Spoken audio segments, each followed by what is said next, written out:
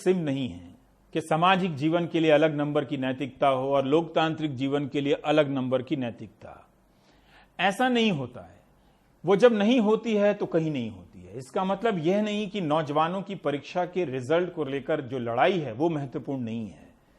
मेरा सिर्फ इतना कहना है कि ट्रेंड और डिसलाइक का तुरंत मतलब नहीं निकाला जाना चाहिए कि जनता में रोजगार को लेकर कोई नई चेतना आ गई है। आप यकीन कीजिए, डिसलाइक करने वाले नौजवान जब प्राइम टाइम का ये एपिसोड देखेंगे तो उनके दिल धड़कने लगेंगे और नजर नीची हो जाएगी। वैसे ही जैसे क्लास में मास्टर ने नकल करते हुए छात्रों के समूह को पकड़ लिया हो। इसलिए हाथ पीछे कर खड़े होने की जरूरत नहीं है, आगे आकर नजर मिलाकर प्राइम टाइम देखने की जरूरत है। क्या आपको पता है कि एसएससी सीजीएल का मामला क्या है, ये इम्तिहान क्या है? इस तरह के ट्वीट में छात्र लिखते हैं कि स्टाफ सिलेक्शन कमीशन सीजीएल 2018 की परीक्षा के रिजल्ट का इंतजार करीब 850 दिनों से लटका है, रिजल्ट नहीं आ रहा है। एसएससी सीएचएसएल 2018 की परीक्षा का रिजल्ट 540 दिनों से भी ज्यादा समय से अटका पड़ा है, इंतजार हो रहा है। एमटीएस 2019 की परीक्षा का रिजल्ट करीब 490 दिनों से अटका है, यानी रिजल्ट नहीं आया है। छात्र लिखते हैं कि यह सिर्फ नंबर नहीं है, बल्कि इतने दिन उनके बर्बाद हुए हैं। रिजल्ट आता तो नौकरी करते, सैलरी लेते, घर चलाते। 8 महीने से ज्यादा हो चुके हैं, टीयर 3 का अभी तक रिजल्ट नहीं आया है फाइनल। ठीक है, 850 से ज्यादा दिन हो चुके हैं 2018 एग्जाम को। टीयर 3 का भी रिजल्ट अवेटिंग है, उसके बाद टीयर 4 होगा। टीयर 4 के बाद भी काफी ज्यादा प्रोसेस होता है, फिर फाइनल रिजल्ट आएगा, उसके बाद ज्वाइनिंग में भी बहुत ज्यादा टाइम लगता है। मेरी सिस्टर ने एसएससी सीजीएल 2018 दिया था, उसमें बहुत अच्छे मार्क्स है और उसका आराम से सिलेक्शन हो सकता है। उसने उसके लिए बहुत मेहनत करी थी। पहली बात तो उसका पेपर का नोटिफिकेशन 2018 में आया और उसका एग्जाम 1 साल बाद 2019 में लिया गया। 2019 में लेने के बावजूद भी कि सरकार को और इस संस्थान को शर्म आ जाए कि हम जल्दी से प्रोसेस कंप्लीट करें, इनने वो भी नहीं करा। सुशांत सिंह राजपूत डेथ हुई, सुसाइड हुई, जो भी हुआ, सबने मेंटल हेल्थ के बारे में बात की, मेंटली फिट कैसे रहे, लेकिन किसी भी न्यूज़ चैनल ने हम स्टूडेंट जॉब एस्पिरेंट्स के ऊपर बात ही नहीं की। हम किस मेंटल फेज से गुजर रहे, हमारे अंदर क्या क्या डिप्रेशन है, जॉब टाइम पे जॉब ना मिलने की वजह से, हमारी मेंटल हेल्थ की किसी को चिंता नहीं है।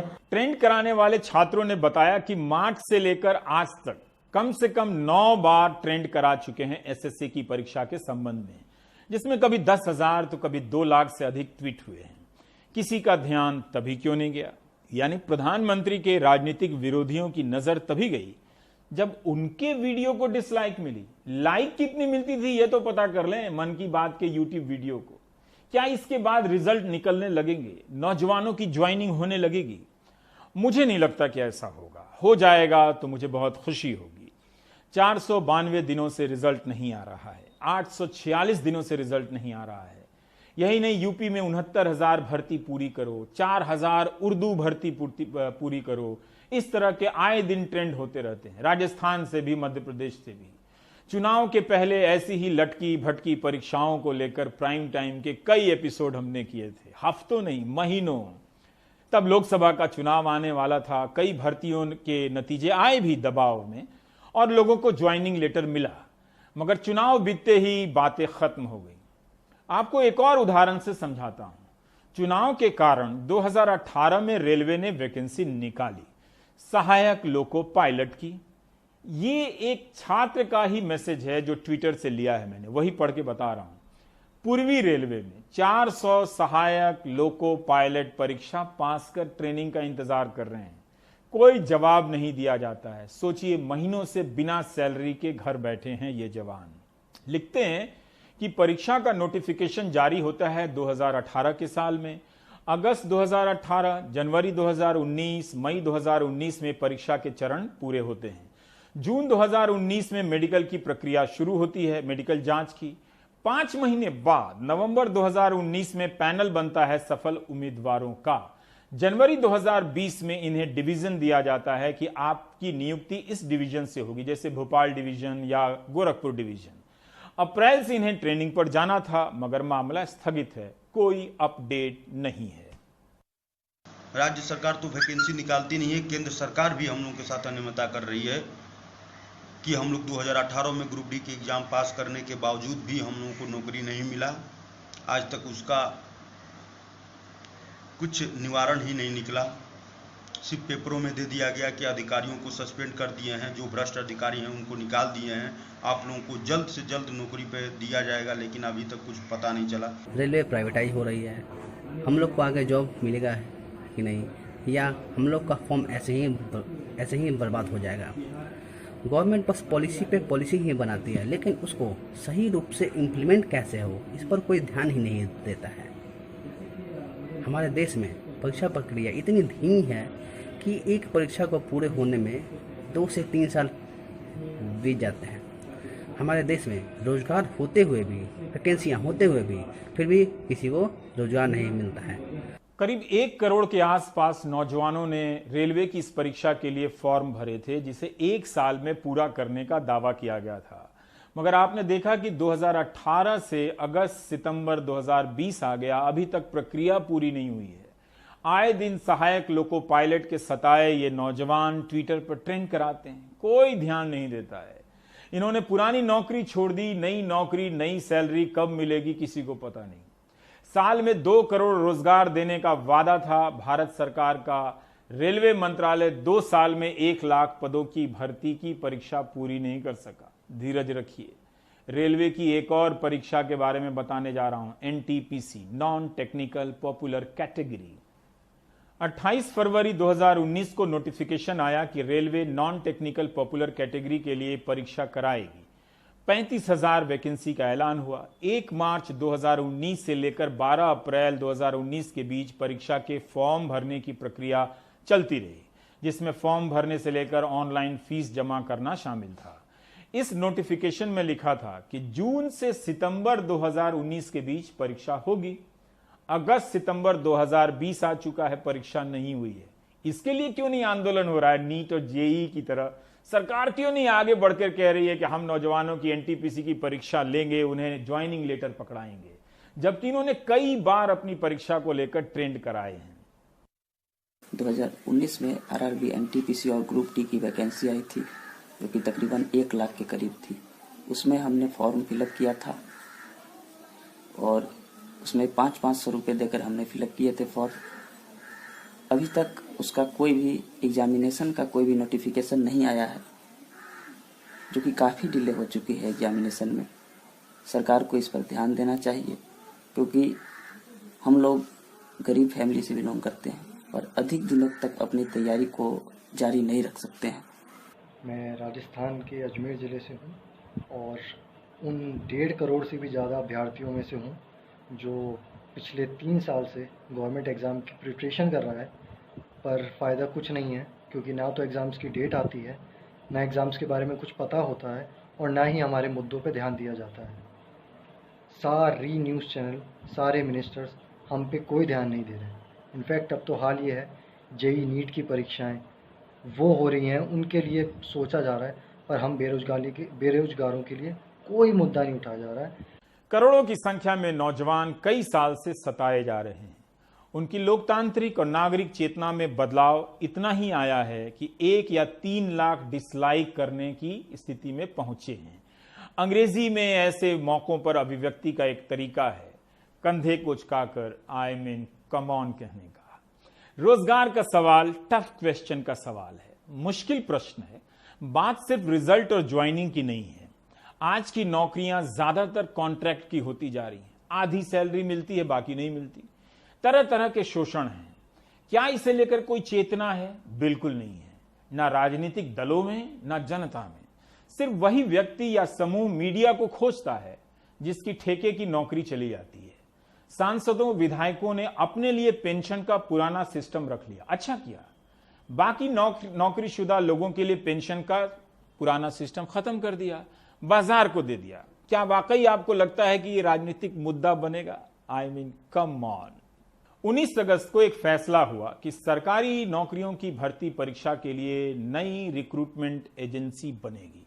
प्रधानमंत्री ने तुरंत ट्वीट किया, लेकिन रिजल्ट नहीं निकल रहा है, परीक्षा नहीं हो रही है, ज्वाइनिंग नहीं हो रही है। उसके लाखों ट्वीट उनके हैंडल से टैग किए गए, मगर किसी मंत्री तक ने जवाब नहीं दिया। मगर जिस दिन जब नई भर्ती एजेंसी बनाने का फैसला हुआ तो कितने उत्साह से कई प्रकार के मंत्री उस फैसले को ट्वीट कर रहे थे। यानी एक बड़ी समस्या के ऊपर एक नई एजेंसी के ख्वाब की चादर डाल रहे थे ताकि ऊपर से सोफा या बिस्तर गंदा ना लगे।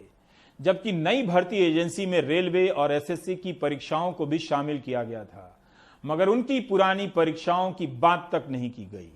कई जिलों में परीक्षा केंद्र पहले से बने हैं, तभी तो नीट और जेई की परीक्षा हो रही है। मगर पत्रकार से लेकर ट्विटर के अनुचरों को लगा कि कोई नई व्यवस्था बनने जा रही है। अगर ये परीक्षा केंद्र ना बने होते तो आज किसके दम पर ये नीट और जेई की परीक्षाएं होती, आप इतना ही अंदाजा लगा लें। भारत में सरकारी भर्ती परीक्षाओं का हाल आप देखेंगे तो आपको यह बात समझ में आएगी कि अगर आप चाहें तो एक परीक्षा का विज्ञापन निकालकर युवाओं को कई साल तक फंसा सकते हैं। वे इंतजार कर लेते हैं। कई राज्यों में लोग 8-8 साल से इंतजार कर रहे हैं। छात्र खुद से नहीं बोल पा रहे हैं। कम ही छात्र कैमरे पर आकर बोलने का साहस जुटा पाते हैं। समझा जा सकता है उनके बदले गणित के एक शिक्षक ने वीडियो बयान जारी किया। आज ये भी चला कि कोचिंग में पढ़ाने वाले कई टीचर हम छात्रों के हित में बयान जारी कर रहे हैं। तो शिक्षकों से ही छात्रों की पीड़ा समझ लीजिए, इतना भी अच्छा है।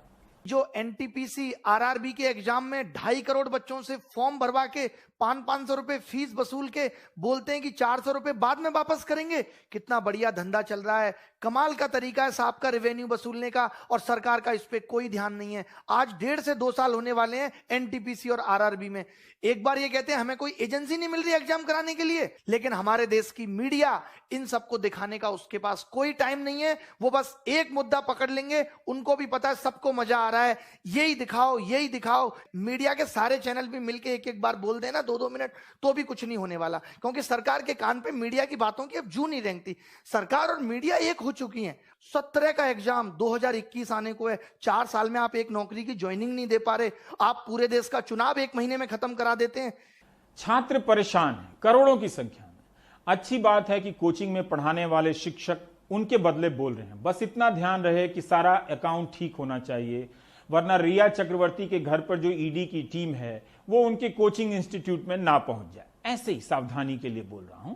वैसे भी सारे बयान जारी करने वाले शिक्षक सावधान हैं इस बात को लेकर कि किसी राजनीतिक दल के साथ नहीं दिखना चाहिए। इस मुद्दे को लेकर कुछ राजनीतिक दलों ने प्रदर्शन किया है। कांग्रेस ने कई जगहों पर प्रदर्शन किए हैं, समाजवादी पार्टी ने भी प्रदर्शन किए हैं। मगर इन जागरूक शिक्षकों से पूछ कर देखिए, क्या वे उन प्रदर्शनों में जाना चाहेंगे? जब जनता विपक्ष से दूरी बनाने लगे तो वही होता है जो पहले कह चुका हूं। जनता के भीतर विपक्ष मरता है, जनता के भीतर लोकतंत्र मरता है। मीडिया सिस्टम में संख्या का महत्व समाप्त हो गया है। ऐसी समस्याएं भी कवर नहीं होती हैं और दूसरे भी नहीं देखते जिनसे लाखों लोग प्रभावित होते हैं। जहां सुशांत सिंह राजपूत के वीडियो को 10 लाख 20 लाख व्यूज मिल रहे हों, वहां 1 लाख या 3 लाख डिसलाइक का कोई मतलब है? यही मतलब है कि नौजवान ट्विटर पर अपने आंदोलन को नए तरीके से जिंदा रखना चाहते हैं। वे असफल हो रहे हैं, मगर उन्होंने सोचना बंद नहीं किया है, हारे नहीं हैं। क्या वाकई आपको लगता है कि रोजगार के सवाल से आप न्यूज चैनलों के पतन को रोक देंगे? ऐसा मत कीजिए। अपना टेस्ट बदल लीजिए, कॉफी पिया कीजिए, चाय में वो अब बात रही नहीं। चैनलों के बीच सुशांत सिंह राजपूत के मामले में अब अंतर मिट गया है, नाम का कोई अंतर नहीं रहा। अब जरा आंकड़े देखिए। 20 से 29 अगस्त के बीच एक बड़े चैनल के YouTube पर 550 के करीब वीडियो अपलोड हुए और 400 से भी ज्यादा इसमें से वीडियो सुशांत सिंह राजपूत के हैं। इसी चैनल के YouTube पेज पर 3 दिनों के भीतर 250 वीडियो अपलोड हुए हैं। इसमें से 210 वीडियो सिर्फ सुशांत सिंह राजपूत के मामले के हैं। 210 वीडियो। इस चैनल के YouTube पेज पर हर दिन औसतन 70 वीडियो क्लिप सुशांत सिंह राजपूत को लेकर अपलोड किए जा रहे हैं। एक वीडियो अपलोड हुआ है जो अलग है, छात्रों की परीक्षा को लेकर, वो भी शिक्षा मंत्री निशंक के बयान का वीडियो है। दूसरा चैनल है जिसके YouTube पेज पर 20 से 29 अगस्त के बीच करीब 190 वीडियो अपलोड हुए हैं। इसमें से 160 वीडियो सुशांत सिंह राजपूत को लेकर हैं। 3 दिनों में इस दूसरे चैनल के पेज पर 67 वीडियो अपलोड हुए, उनमें से 66 वीडियो सुशांत सिंह राजपूत के हैं। यानी कोई दूसरी खबर तक नहीं है। 67वां वीडियो प्रधानमंत्री के मन की बात का है, यानी गोदी मीडिया का सबसे बड़ा चैनल है, वो भी मन की बात में उतनी दिलचस्पी नहीं ले रहा है जितनी सुशांत सिंह राजपूत के कवरेज में। एक तीसरा चैनल है न्यूज चैनल, उसके YouTube पेज पर पिछले 3 दिनों के भीतर सुशांत सिंह राजपूत को लेकर 100 वीडियो अपलोड किए गए हैं। यानी इन 3 चैनलों में सिर्फ 3 दिनों के भीतर 482 वीडियो अपलोड हुए हैं, जिनमें से 377 वीडियो सुशांत सिंह राजपूत के कवरेज के हैं। आप चाहें या ना चाहें, लाइक करें या डिसलाइक करें, आपको देखना पड़ेगा सुशांत सिंह राजपूत का ही कवरेज। आप नहीं देखना चाहते तो उन्हें कौन सा आपका इंतजार है। रिमोट अब आपके हाथ में नहीं है, आपका रिमोट मीडिया के हाथ में है। तभी आपके लिए एक ही कंटेंट है हर जगह, 3 चैनलों पर, एक मुद्दे पर 1000 के करीब वीडियो अगर 10 दिनों में लॉन्च किए जा रहे हैं और आपके मुद्दे पर 10 भी वीडियो नहीं है, अगर आप नहीं देखेंगे तो वो एंकर आपके घर में बाउंसर भेजने वाला है, सोफा सेट से लेकर क्रॉकरी तक तुड़वा देगा। उसे पता है कि कवरेज में कुछ नहीं है, आपसे ज्यादा वो जानता है, इसलिए वो कूदने लगा है ताकि लोग उसका कूदना देखें। कपार पीटने लगा है, मेज पीटने लगा है। प्रार्थना कीजिए कि उसे प्रधानमंत्री जल्दी एक और इंटरव्यू दे दें ताकि फिर से वो शांत होकर बैठ जाए और प्रधानमंत्री से ही पूछे कि सर आपने बताया नहीं कि आप नेक्स्ट क्वेश्चन क्या पूछना है। गीता में कहा गया है कि क्रोध से विवेक मर जाता है, लेकिन क्रोध से रेटिंग आती है तो इसमें दोष गीता का नहीं है, मीडिया तंत्र का है। क्या डिसलाइक करने वाले छात्र राहुल गांधी के उस बयान को लाइक कर रहे थे जो उन्होंने मन की बात के तुरंत बाद जारी कर कहा कि छात्र परीक्षा पर चर्चा चाहते थे, प्रधानमंत्री कर गए खिलौने की चर्चा? पता तो कीजिए कि क्या उनके लाइक बढ़ गए हैं। क्या राहुल गांधी का यह ट्वीट सबके टाइमलाइन पर है जो डिसलाइक पर जागने का ढिंढोरा पीट रहे हैं? सब दूरी बना रहे हैं। बीजेपी की सरकार ने असंगठित अर्थव्यवस्था पर आक्रमण किया है और आपको गुलाम बनाने की कोशिश की जा रही है। 2008 में जबरदस्त आर्थिक तूफान है, पूरी दुनिया में आया, अमेरिका में, जापान में, यूरोप में, चाइना में, सब जगह आया। अमेरिका के बैंक गिर गए, कंपनियां बंद हो गई, एक के बाद एक कंपनी की लाइन लग गई, बंद हो गई। यूरोप के बैंक गिरे, मगर हिंदुस्तान को कुछ नहीं हुआ। यूपीए की सरकार थी, प्रधानमंत्री जी के पास गया और मैंने उनसे पूछा, मनमोहन सिंह जी बताइए, पूरी दुनिया में आर्थिक नुकसान हुआ है, हिंदुस्तान को कोई असर नहीं हुआ, कारण क्या है? मनमोहन सिंह जी ने कहा, राहुल, अगर हिंदुस्तान की अर्थव्यवस्था को समझना चाहते हो तो यह समझना होगा कि हिंदुस्तान में 2 अर्थव्यवस्थाएं हैं। पहली असंगठित अर्थव्यवस्था और दूसरी संगठित अर्थव्यवस्था। संगठित अर्थव्यवस्था में बड़ी कंपनियां, नाम आप जानते हो। असंगठित अर्थव्यवस्था में किसान, मजदूर, छोटे दुकानदार, मिडिल साइज कंपनीज। जिस दिन तक हिंदुस्तान का असंगठित सिस्टम मजबूत है, उस दिन तक हिंदुस्तान को कोई भी आर्थिक तूफान छू नहीं सकता। पिछले 6 साल से बीजेपी की सरकार ने असंगठित अर्थव्यवस्था पर आक्रमण किया है। नोटबंदी, गलत जीएसटी और लॉकडाउन। आप यह मत सोचिए कि लॉकडाउन के पीछे सोच नहीं थी। यह मत सोचिए कि गलती से आखिरी मिनट पे लॉकडाउन कर दिया गया है। इन तीनों का लक्ष्य हमारे इनफॉर्मल सेक्टर को खत्म करने का है। और अब बेरोजगारी से बढ़ते हैं अर्थव्यवस्था के उस विराट स्वरूप की तरफ, जिसे लेकर आज बहुत दुखदाई खबरें आई हैं। भारत की जीडीपी, पहली तिमाही की जीडीपी -23.9 आंकी गई है। पिछले 2 दशक से भी ज्यादा समय में इतनी गिरावट किसी के भी नेतृत्व काल में किसी भी दौर में नहीं देखी गई। ऐसी आर्थिक तबाही व्यक्तिगत, सामूहिक और आर्थिक जीवन को किस तरह से बर्बाद करेगी, इसकी कल्पना नहीं की जा सकती है। उम्मीद की जा सकती है कि दूसरी तिमाही में -23.9% जीडीपी से सुधरकर हम क्या सकारात्मक संख्या में पहुंच पाएंगे, क्या हम शून्य पर पहुंच पाएंगे। 5 ट्रिलियन इकोनॉमी की जो बात होती है, उसका जो सपना होता है, उसे फिलहाल आप छोड़कर अपनी बचत, अपनी सैलरी और अपनी नौकरी और आगे के आर्थिक जीवन के बारे में काफी सोच समझकर विचार कीजिए, तैयारी कीजिए। दूसरी खबर अर्थव्यवस्था से ही जुड़ जाती है। प्रणब मुखर्जी